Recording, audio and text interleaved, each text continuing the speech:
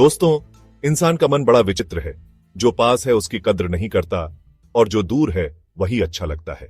आज की कहानी है एक गांव के साधारण पति पत्नी की और उनके वफादार कुत्ते की, जिसने एक दिन ऐसा सच बताया जिसे सुनकर पत्नी की आंखें खुल गईं। गांव में रमेश अपनी पत्नी सुनीता और बच्चों के साथ रहता था।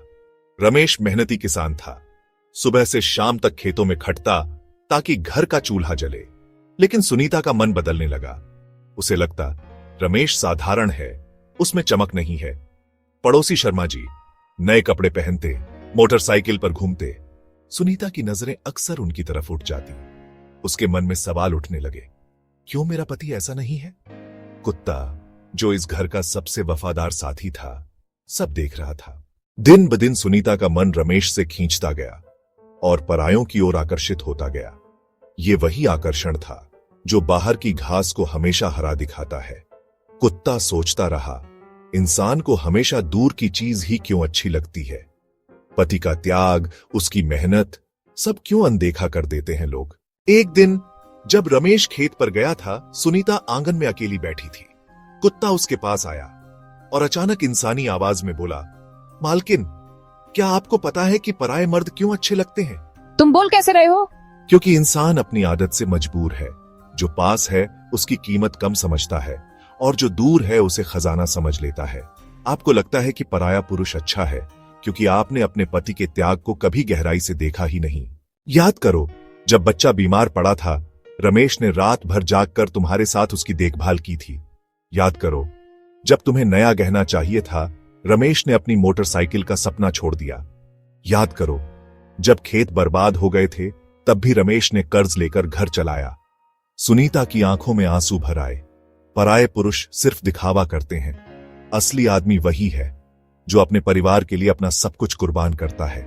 स्त्रियों को पराये इसलिए अच्छे लगते हैं क्योंकि वो चमक दमक दिखाते हैं, लेकिन सच्चा सुख, सच्चा सहारा हमेशा अपने पति में ही होता है। सुनीता फूट फूट कर रो पड़ी।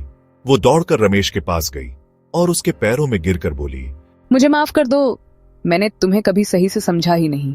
तुम ही मेरी ताकत हो। मैं सब तुम्हारे और बच्चों के लिए करता हूं। रमेश ने उसे उठाया और कहा। कुत्ता मुस्कुराया और धीरे से कहा, याद रखो, जो पास है उसकी कद्र करो, वरना जब वो दूर चला जाएगा तब पछताने के अलावा कुछ नहीं बचेगा। दोस्तों, इस कहानी से हमें ये सीख मिलती है, रिश्तों की तुलना मत कीजिए। पराया हमेशा आकर्षक लगेगा, लेकिन असली सुख उसी में है जो हर परिस्थिति में आपके साथ खड़ा हो। पति पत्नी का रिश्ता त्याग, समझ और वफादारी पर टिका है। कभी देर मत कीजिए अपने साथी की कद्र करने में, वरना जिंदगी भर पछताना पड़ सकता है।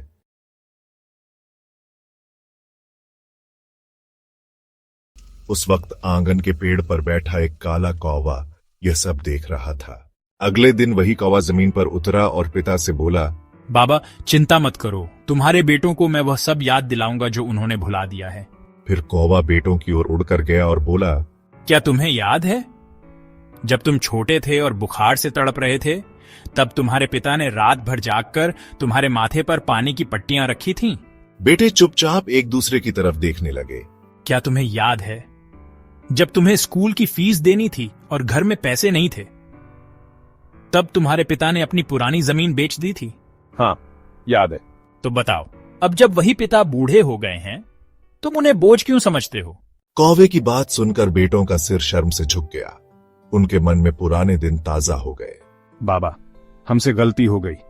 हम अपनी जिम्मेदारियों में इतने उलझ गए कि आपका कर्ज भूल बैठे। आपने हमें सब कुछ दिया, लेकिन हम आपको सुख नहीं दे पाए। बाबा, हमें माफ कर दीजिए। बेटा, यही तो मैं चाहता था कि तुम सीख जाओ। माँ बाप का कर्ज कभी चुकाया नहीं जा सकता, लेकिन उनकी सेवा करके उनका आशीर्वाद पाया जा सकता है। बेटे पिता के पैरों में गिर पड़े। उस दिन से उनका व्यवहार बदल गया।